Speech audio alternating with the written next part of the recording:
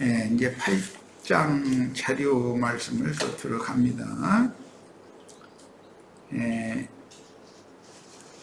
부활이라고 그러는 것은 지금 아마 내가 얼핏 들으면서 내가 이제 정확하게 들은 것 같지는 않은데, 홍영재 중간에 질문이 있었는데, 잠깐만 언급을 좀 하자면, 영의 부활이 있음과 동시에 혼의 구원을 이루는 과정이 있고, 그 다음에 몸의 부활이 따로 있어요. 몸의 부활은 단체적인 부활이에요. 오는 부활이라고 그랬어요. 그 부활에 관한 이야기는 이 민수기 이번 자료 마지막 부분에 어차피 그걸 안 다룰 수가 없기 때문에 등불을 켜는 얘기를 하면, 그리고 레위인을 이제 등불을 켜고 나서 레위인을 요제로 드려라. 사람을 요제로 드린다라는 건 사람이 부활에 참여하는 걸 말하는 거기 때문에 지금 성소에 등불을 켜는 것은 영이 거듭나는 것과 관계가 되지만,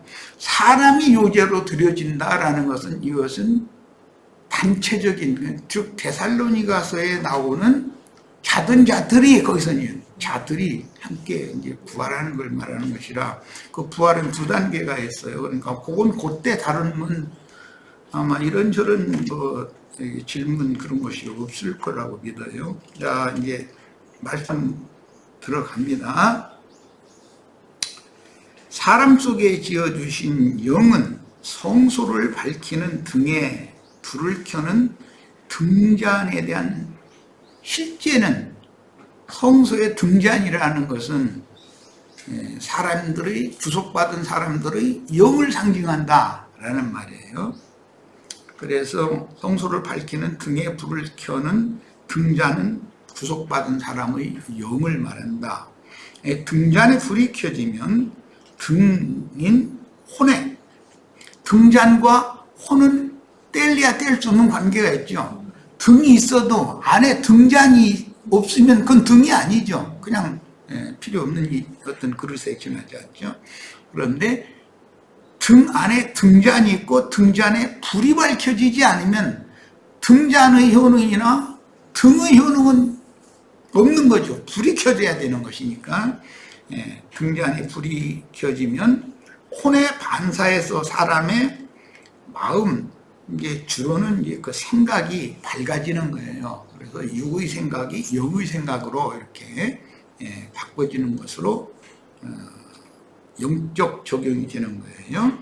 그리고 온 몸이 밝아지고, 사람의 눈은 마음의 이제 빛이다. 예수님이 표현할 때 이 말씀을 가지고, 너희 눈이 밝으면 온 몸이 밝고 너희 눈이 어두면 온 몸이 어둡지 않냐, 이제 이렇게 표현을 하셨어요. 그 등잔, 즉 영의 불이 켜져 있으면 마음의 등인 혼이 밝아지기 마련이고, 만약에 그 등잔에 불이 꺼져 있으면 마음의 등인 혼이 어둠에 덮이게 마련이다. 창세기 시작에서부터 빛이 있으라 하심에 빛이 있었고 하나님이 보시기에 좋았더라라는 그 말씀을 고린도서에서 바울 형제님이 해석을 할 때, 빛이 있으라 하시던 하나님의 말씀이 우리 마음에 비치셨다, 이렇게 표현을 했어요. 그러니까 마음이라는 것은 등인 것이죠. 그런데 그 빛이 있으라 하신 말씀이 사람의 심령에 불을 밝히면 그러면 등이 밝아지는 것이죠. 등을 통해서 빛이 반사되는 것이죠. 그러면 온 몸까지도 밝아진다. 예수님은 표현을 이렇게 하셨어요.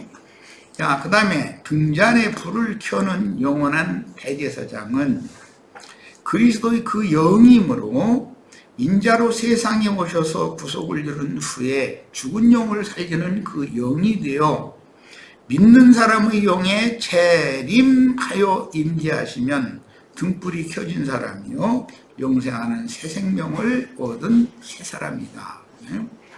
심령에 불이 밝혀있지 않은 사람은 죽은 자다. 그 영께서 진리와 생명의 말씀으로 영의 불을 켜시면 반드시 등잔에 기름을 공급하는 마음 그릇, 예?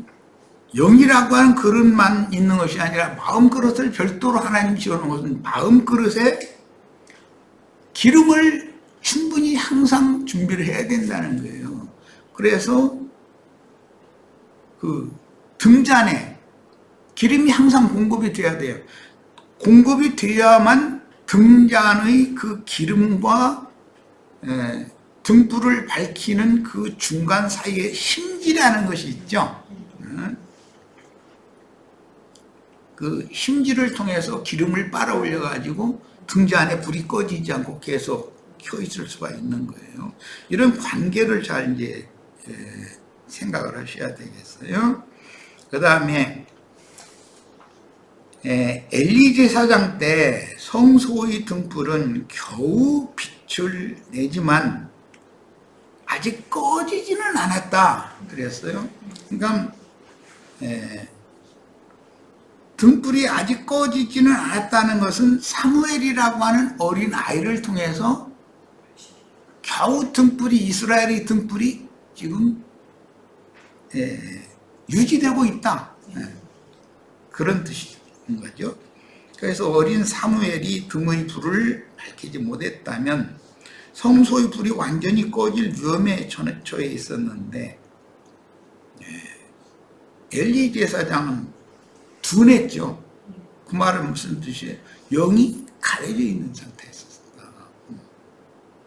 그러니까 엘리 제사장만 있고 사무엘이 나시린으로서 성소에 들여져서 하나님 앞에 봉헌되어져서 사무엘이 쓰임받지 못하면 이스라엘은 이제 문을 닫아야 되는 것이죠.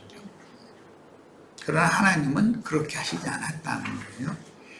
성소의 불이 완전히 꺼질 위험에 처해졌는데 대제사장의 영이 이것은 죽어가고 있다는 뜻이니, 대제사장이 둔해가지고 성소의 불이 꺼져가고 있다는 것은 이스라엘에게서 하나님의 영광이 지금 떠나고 있는 중이다라는 뜻이란 말이에요. 이스라엘의 명운이 풍전 등화와 같았다라는 뜻입니다. 마태복음 25장에서 10처녀의 비유를 하실 때 5처녀는 그릇에 기름을 준비하고 있었으나 5처녀는 그릇에 기름이 준비되지 못했으므로 등잔의 불이 꺼져가는 긴급한 상황에서 신랑을 맞으러 나오라는 증인들, 파수꾼들의 큰 나팔 소리가 이제 마지막 나팔이다 그러는데 나팔 소리가 들렸습니다.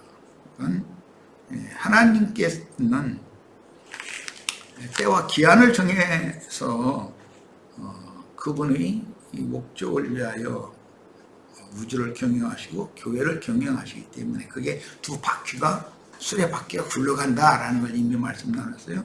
그렇게 하시기 때문에 그때에는 중심축이신 그리스도와 바퀴가 서로 연결되는 바퀴살이 필요하다 이거예요. 그들이 주의 종들이 없으면 바퀴 자체가 힘이 없으니까 무너져 버리죠.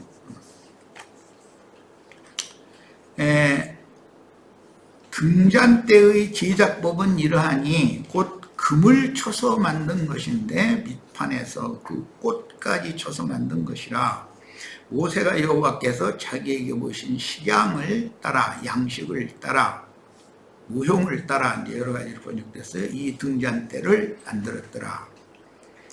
이 등잔대를 모세가 만든 것은 예수 그리스도의 구속을 통해서 교회가 세워질 것에 대한 모형인 것이죠.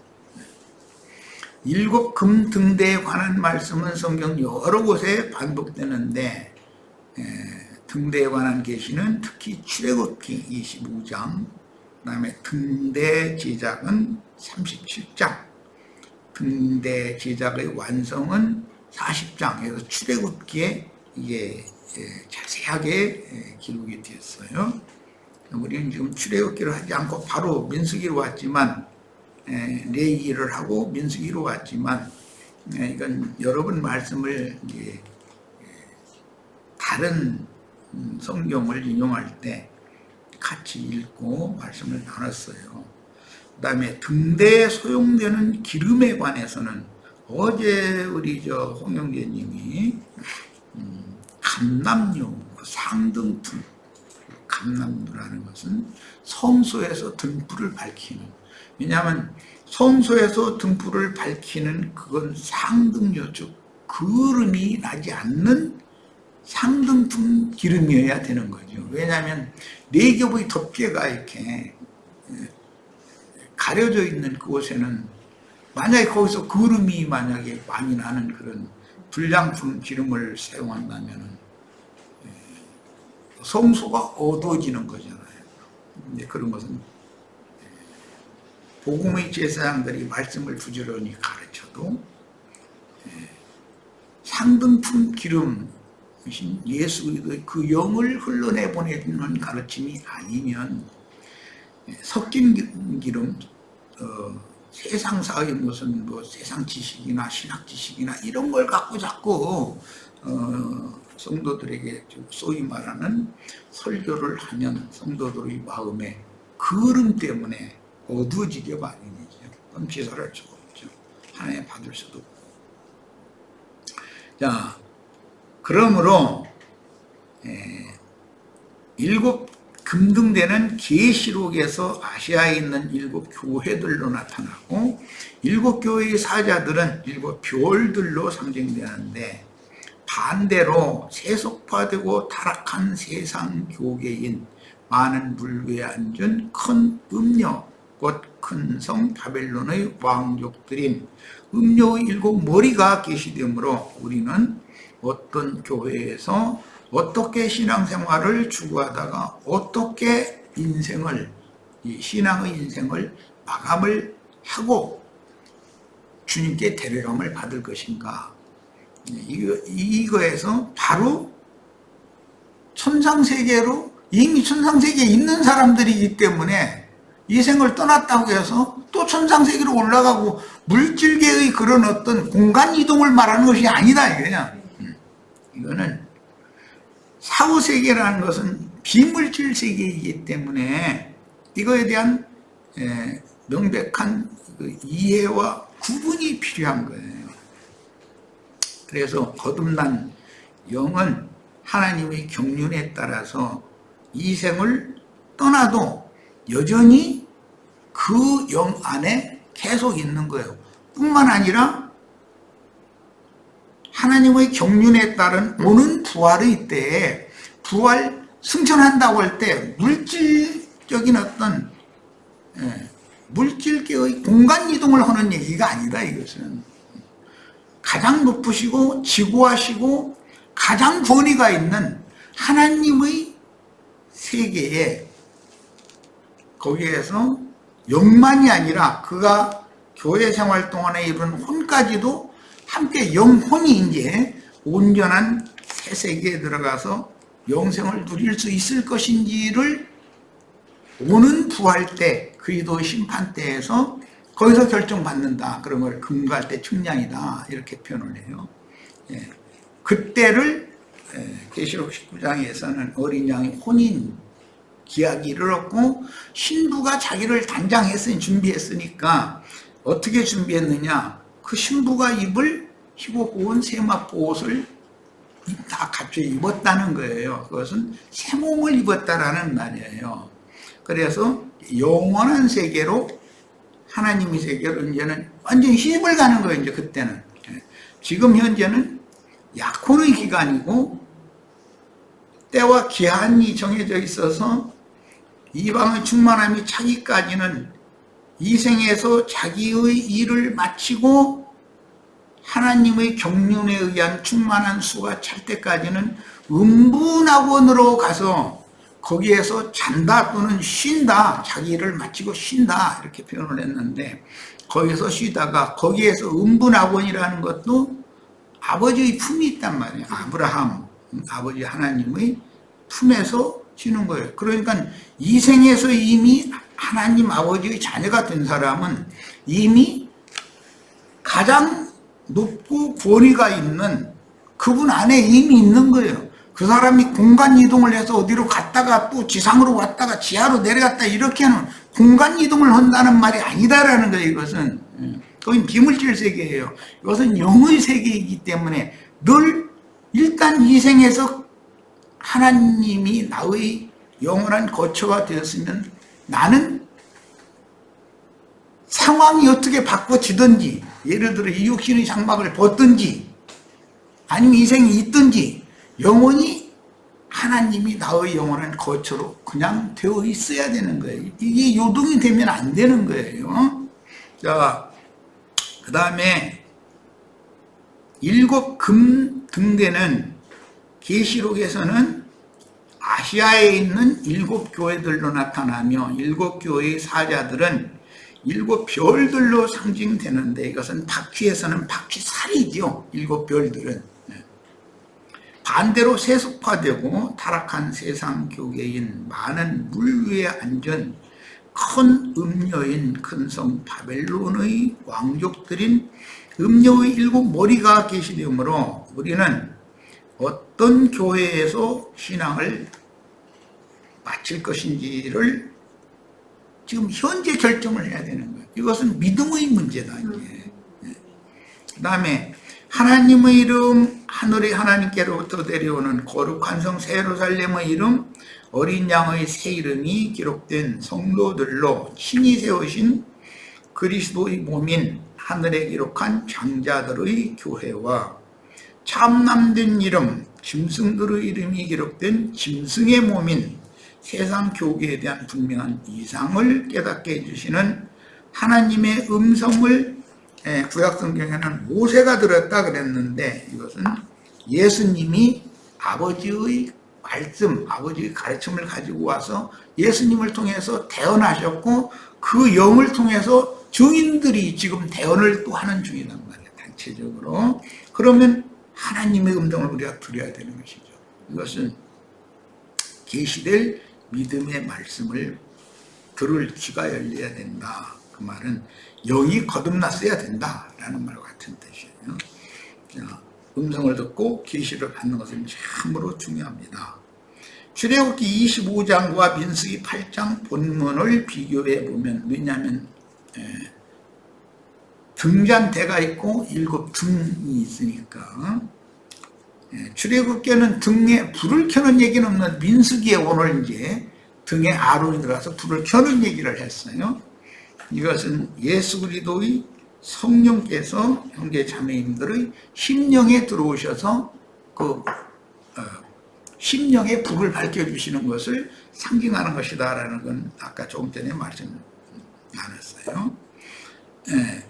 본질적으로 차이나는 것은 없고, 다만 일곱 등잔에 처음 중화하는 것을 대제사장 아론에게 맡긴다는 사실만이 본장에 첨가되어 있는데, 민수기 8장에 첨가되어 있다는 거예요. 이는 구속을 이룬 주님이 그 영이 되어 비밀리에 제자들에게, 참제자들에게 재림하여 참제자들의 영을 살릴 것임을 암시하는 것이다.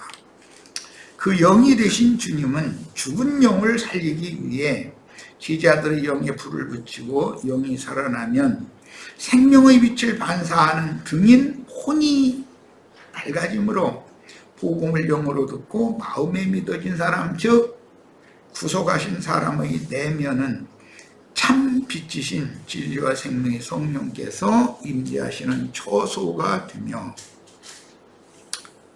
그럼 이제 하늘들과 땅이라면 쌍수의 하늘들이라는 건 구속받은 영과 예수님의 마음이 연합된 혼이단 말이에요. 쌍수가 이제 하나의 하늘이 되는 것이죠. 하늘은 원래가 쌍수였으니까. 그러나 이게 이제 하나가 되는 거예요. 그리고 나서 육의 몸은 무너지고 영의 몸으로 덧입고 영광의 세계에 나타나는 거예요. 그런데 이제 이런 것이 이제 조금 전에 우리 홍영재님이 뭔 얘기를 했는지 자세히는 안 들었는데, 아마 그런 데 대한 어떤 질문거리가 좀 있는 것 같아요. 그것은 전에부터 내가 몇 번 얘기를 했지만, 분명히가 어떤 배추벌레나 뭐 이런 나비가 되기 위해서는 그런 벌레가 일단 되어서 봄에 나와서 그런 많이 먹고 이제 몸집을 불리죠. 그리고 나서 이제 찬바람이 되면 자기 스스로 겨우살이 준비를 하기 위해서 고치를 짓고 그 속에 들어가서 겨울을 나는 거예요. 내년 봄에는 군뱅이로 나오는 것이 아니고 나비가 돼서 이제 나타나는 거예요. 이것을 그런 미물의 세계를 봐도 또 하나의 그 보리씨나 밀씨가 농부의 집에 씨앗으로 보존되어 있다가 봄에 밭에 심어지면 많은 열매를 맺는 가을 추수까지 이게 자라고 추수되어지고 나서 그 다음에 그 농부의 가족을 먹여 살리는 이제 곡물이 되지만 반드시 내년에 또 씨앗을 씨는 보존하게 마련이죠. 그런 것이 반복되는 것이 한 세대는 오고 한 세대는 가는 것을 보여주는 순환, 도는 그림입니다. 그러니까 이런 것처럼 불가에서는 윤회라고 그러는데 그 불가가 말하는 그 윤회라는 개념이 지금은 영적 해석도 많이 하더라고요. 그런데 나 어릴 때만 해도 그 윤회라는 개념은 다윈의 진화론에 근거한 그런 윤회 사상을 가지고 있었어요. 그래가지고 뭐 원불교나 이제 이런 사람들 한참 이제 흥망할 때 보면은 이 생에서 공덕을 많이 쌓으면 사후 세계에서 다음 세상에 태어날 때는 부잣집 아들이나 어떤 왕궁의 왕자나 공주로 태어난다 뭐 이런 식으로 이제 설파를 했었었죠. 그런데 그런 것은 전부 육신에 속한 이제 생각인 것이고 땅에 속하고 미물에 속한 짐승에 속한 인간들이 어떻게 구속을 받아서 구원을 이룬 후에 어떻게 영원한 영의 몸을 입고 영광의 세계에 나타나서 영광의 하나님께 영원토록 쓰임받고 주님을 찬양하는 최후의 구원의 완성에 들어갈 것이냐, 그걸 하는 그 전 과정을 윤회라고 그런다. 우리는 현재 이 생의 육신을 입고 살아있는 현재가 가장 낮고 천한 상태인 것입니다. 거듭나면 그 속사람은 낮고 천한 어떤 물질 세계를 초월했다 이거예요. 이미. 자, 그 다음에 이생만이 물질 세계고 내세라는 건 비물질 세계다. 물질 세계는 영원할 수 없는 거예요. 성소에 비치하는 기물인 7등대의 7등잔의 견불은 맞은편의 진설병 12동이가 놓여있는 떡상을 향하여 마주대하게 되어 있죠. 떡상은 등대를 향하게 해놓고 등대는 떡상을 향하게 해놨죠. 그러니까 등대에 불이 켜지는 것과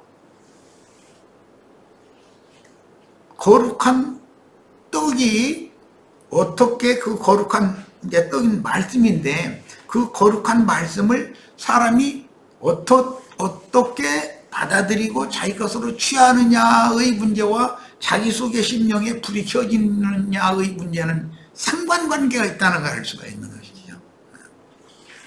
그러니까 반드시 모든 사람은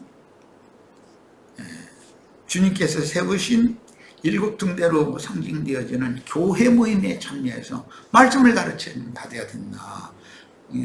그러니까 어머니가 자식을 잉태하고 낳죠.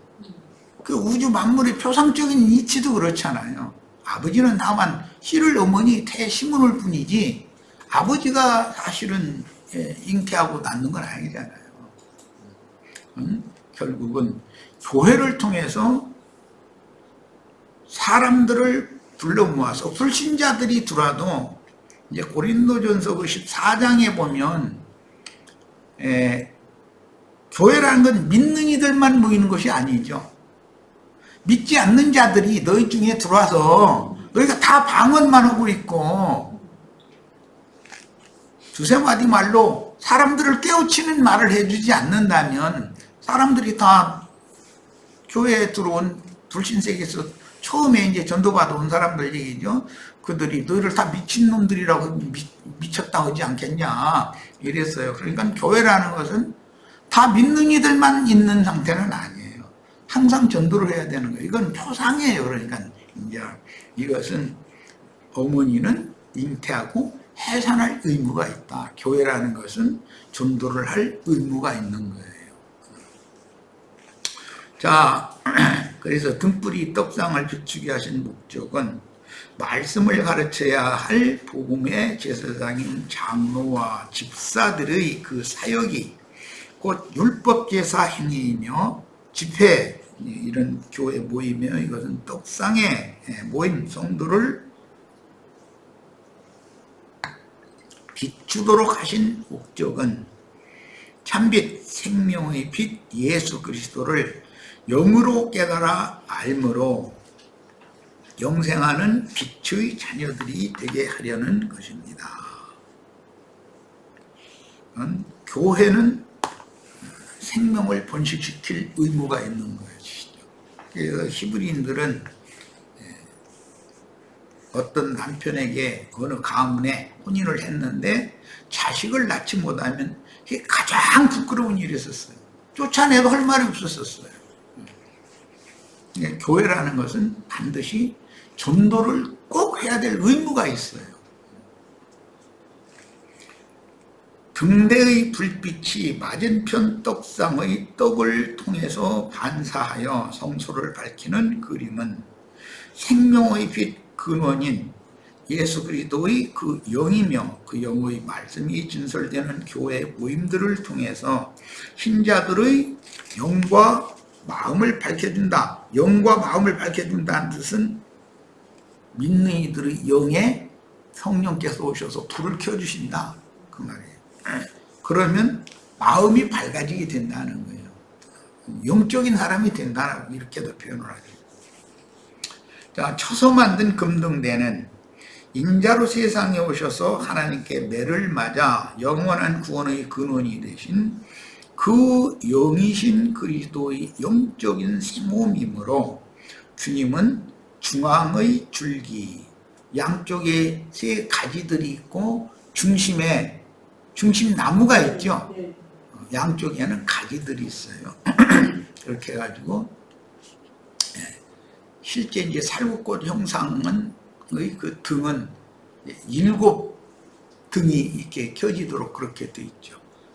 가지가 6이고 중심 나무가 하나니까 이렇게 되어 있어요. 그 부활을 상징하는 살구꽃 형상의 7 등잔들은 지상의 모든 교회들을 상징합니다. 그렇기 때문에 이제 계시록에서 2장 3장에는 아시아에 있는 7 교회들 얘기가 나오고 7 교회의 사자들은 별들이다라고 이렇게 설명을 해 주셨어요. 대제사장 아론이 7 등잔에 등불을 켜는 것은 구속을 이룬 그리스도께서 영원한 성령의 대제사장, 즉 멜기세덱 반차의 대제사장이 되어 그 영으로 도적같이 재림하신 주님을 영접한 참제자들의 영을 살리시는 것을 상징하며 제자들은 반드시 집회로 모여서, 우리가 지금 집회로 모인 건 떡상에 모인 거예요. 떡 먹으러 모인 거예요. 생명의 빛을 영에 공급받는 말씀을 먹어야 하는 것입니다. 그것이 이제 출애굽기 40장에 게시가 되어 있어요. 그리스도의 몸인 교회로 모인 제자들의 심령은 불꽃 같은 전능자의 눈으로 보살펴 주심으로 항상 불타며 빛을 발하는 참 제자들의 영에 밝혀지는 참 빛은 등의 역할을 하는 혼을 통해서 반사되어 그 마음의 전 인격을 생각, 감정, 의지, 이것을 거듭난 영에 의한 그런 밝음으로 전 인격이 밝아지는 거예요. 세상의 영과 어둠의 정신으로부터 붙들어 주시며 지켜주신다. 주님께서 우리를 지키시는 방법은 우리 마음과 마음의 생각을 붙들어 주시고 지켜주신다. 그러려면 영의 불을 밝혀지지 않으면 그게 불가능한 것이죠.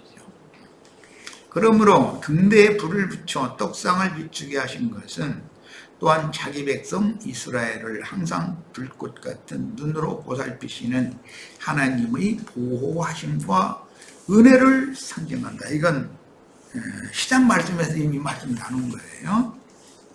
하늘 하면 높다는 뜻이 기본 개념이고, 그 다음에는 넓은 품에 이 땅을 다 품는다. 이제 그런 것이, 이제 이건 영적 해석이에요. 그러니까 지구하신 하나님의 최고한 권위와 그분의 높으심 뿐만 아니라 그분의 넓은 품에 모든 필요세계가 다 회복되어져서 그분 안으로 돌아가는 거, 이걸 이제 상징하는 거예요.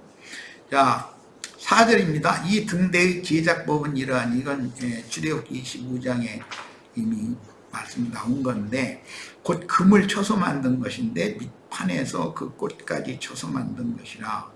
모세가 여호와께서 자기에게 보이신 양식을 따라 등잔대를 만들었더라. 그랬어요. 네 겹의 덮개로 덮여 칠흑 같은 어둠이 가득한 성소에 빛이 하는 금등대의 양식은 죽은 사람의 마음이라는 칠흑 같은 어둠이 지배하고 있는 거죠.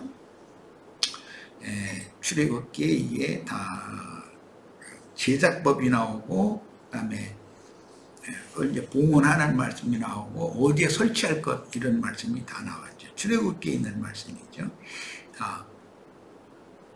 본문에서 보이신 양식 혹은 식양, 어떤 작품을 만들기 위한 설계라는 의미로 이해할 수가 있는데, 이 데모트라는 창세기 1장에서 형상과 모양이라고 할 때 그 모양이라는 용어예요.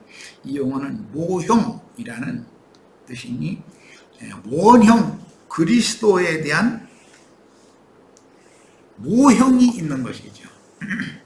세상 나라에서 보는 이런 우주 공간이라고 하는 건 그리스도에 대한 초상, 모형이다 이거예요. 그러니까 그리스도는 새 우주의 만유시다 이거예요. 옛 창조의 만유는 첫 아담에게 머리로 위임을 해서 맡겼지만 마귀에게 아담이 종이 되어져 버렸죠. 그래서 이 세상이라는 것은 어둠의 세상이다. 어둠의 밤바다로 상징을 해요. 이제 주님의 나라는 천국이다. 그리고 아들의 나라다. 이제 이러는데 이것은 빛의 세계다. 영적인 빛의 세계다. 우리는 구약 성경을 읽을 때 종을 주신 야훼로부터 창조하신 우주와 만물과 만상들과 인간 세상의 만사들이 모두 주 예수 그리스도를 통해서 이루실 창조 자체가 그분 안에서 그분을 위하여 그분을 통해서 이제 이게 창조되고 경영되는 것인데, 다 그분을 위해서 이게 우주 만물을 원래 창조하신 거예요. 그런데 이것이 아담을 통해서 이것이 마귀에게 더럽혀지고 탈취당했기 때문에 이것을 예수님을 통해서 회복해서 영원한 하나님의 나라로 세우는 것이 이게 성경 중보는 지금 이야기인 거예요. 그러니까 원래 빛이신 하나님의 나라가 거짓 빛, 진짜로는 이제 어둠인데 그 어둠의 권세에게 이렇게 잡혀갔다가 다시 영원한 생명의 빛으로 회복되는 것이 성경의 구속사이고 일곱 등대로 계시되어지는 일곱 교회의 경영과 종국이에요. 일곱 교회에서는 최종적으로는 모든 교회들마다 이기는 자들을 얻어서 믿음의 조상인 아브라함과 그 후사들을 위하여 하늘에 준비하신 한 성에 들어갈 자들과 마귀와 그 사자들을 위하여 준비하신 영영이 꺼지지 않는 불못에 들어갈 자들을 최종적으로는 그렇게 나눠지는 것이죠. 그 중간에 지금 교회가 있고 음부라는 것이 있는 거예요. 자, 오늘은 여기까지만 하겠습니다. 내일 모레 이제 그 6절에서 13절 말씀 또 이어서 나가겠습니다. 자, 마칩니다.